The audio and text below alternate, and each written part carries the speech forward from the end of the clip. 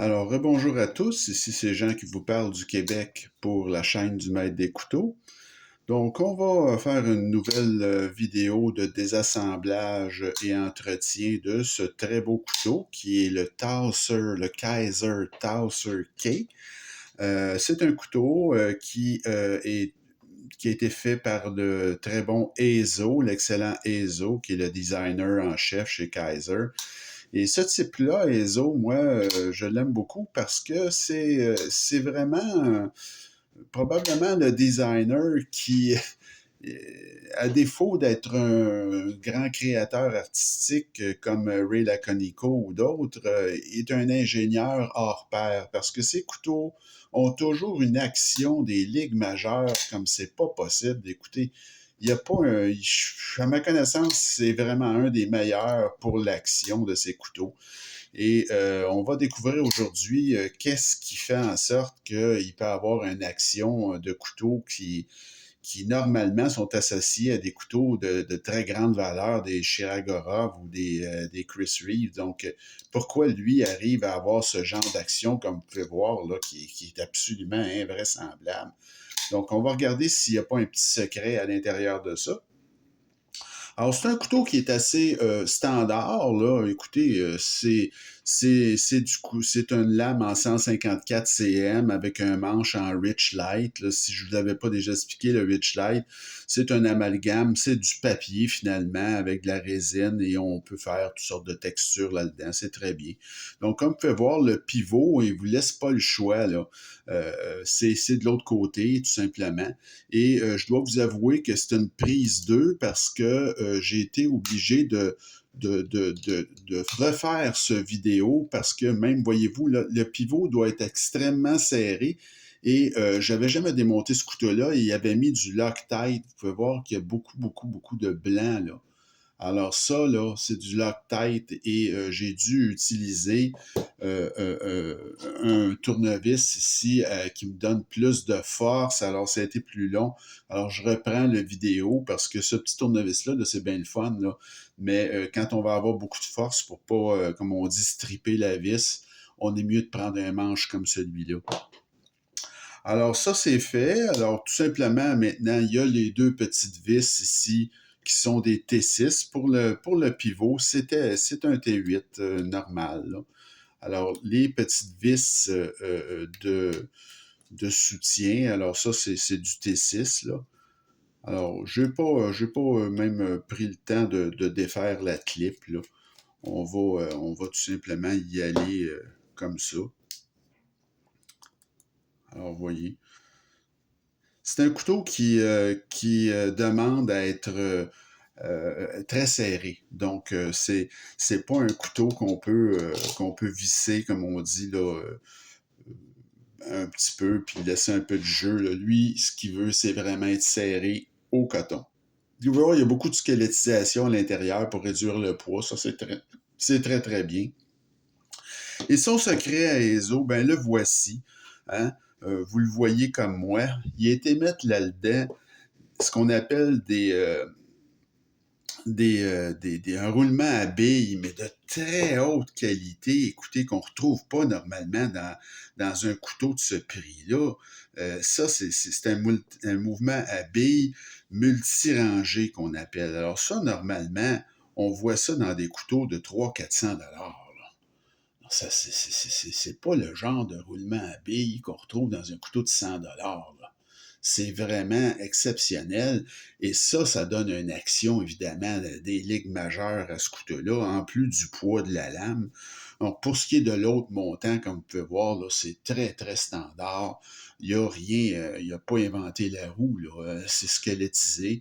Et vous avez ici un stop pin là, que j'aime pas trop, comme ben, que j'aime pas trop.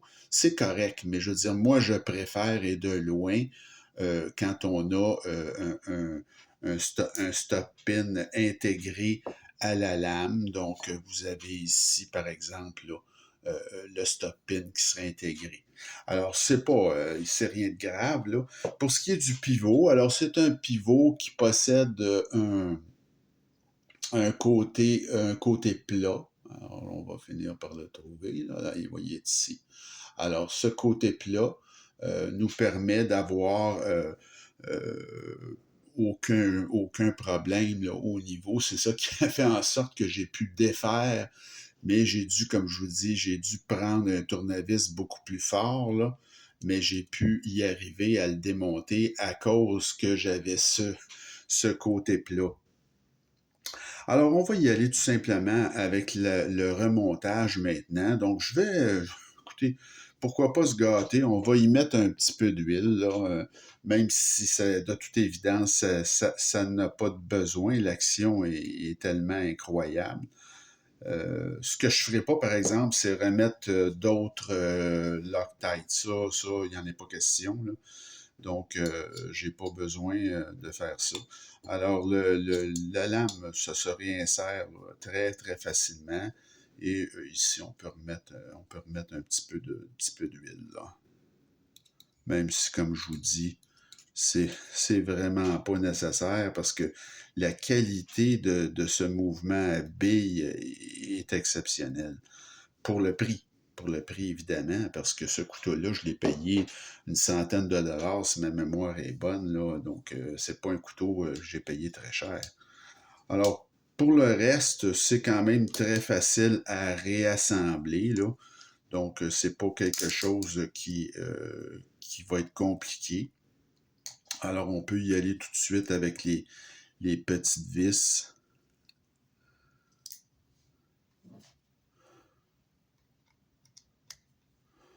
Voilà, la première. Et comme je vous dis, certains couteaux comme ça qui vont avoir certaines particularités. Donc ça en était une. Là, on ne s'attend pas à trouver ce genre de mouvement à billes très dispendieux dans un couteau là, budget finalement. Ce couteau-là en particulier, je vous dis ça là, parce que je l'ai fait avant, là, comme je vous dis, c'est un couteau qui demande à être très, très serré. Donc, lui, il ne se contentera pas de demi-mesure, là. Faut ajuster le pivot de manière là, très serrée. Parce que sans ça, il y a du jeu de lame, tout simplement. Voyons. On va y arriver. Donc, c'est pas très compliqué. Et qui fait tempête au Québec aujourd'hui, alors c'est un peu plus sombre.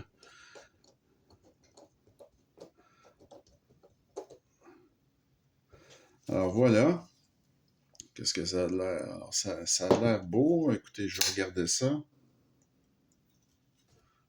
Évidemment, c'est un couteau qui est complètement drop shot, comme on dit, là, c'est assez remarquable. Alors comme vous pouvez voir, l'action, elle est fantastique, là, et il n'y a pas de jeu de lame du tout, du tout. Donc, c'était pour notre désassemblage de cette semaine, là. Alors, on a découvert le petit secret de EZO pour le Towser K. Alors, c'est tout simplement un mouvement à billes de qualité supérieure qu'on ne s'attend pas à trouver dans un couteau de cette catégorie-là, je dirais. Donc, c'est pas normalement, parce que c'est cher, là, ce que je vous ai montré, là, le mouvement à billes multirangé, c'est sûr que c'est au moins 2-3 fois le prix de deux mouvements à billes ordinaires.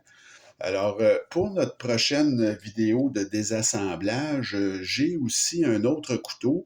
On retourne chez SRM avec le couteau Le Grand Azika. Alors, celui-là aussi nous réserve certaines petites surprises à l'intérieur. Donc, on va désassembler ça. Lui aussi, c'était un couteau, lui, qui est tout en titane et qui en offre énormément pour le prix payé aux alentours de 135 je me rappelle bien. Donc, complètement en titane et un couteau de très grande taille, comme vous pouvez voir. Donc, c'est un très, très beau couteau. Et lui aussi, il y a une surprise à l'intérieur. Donc, c'est l'intérêt de faire ce genre de désassemblage-là, hein, et d'entretien. On voit comment c'est fait.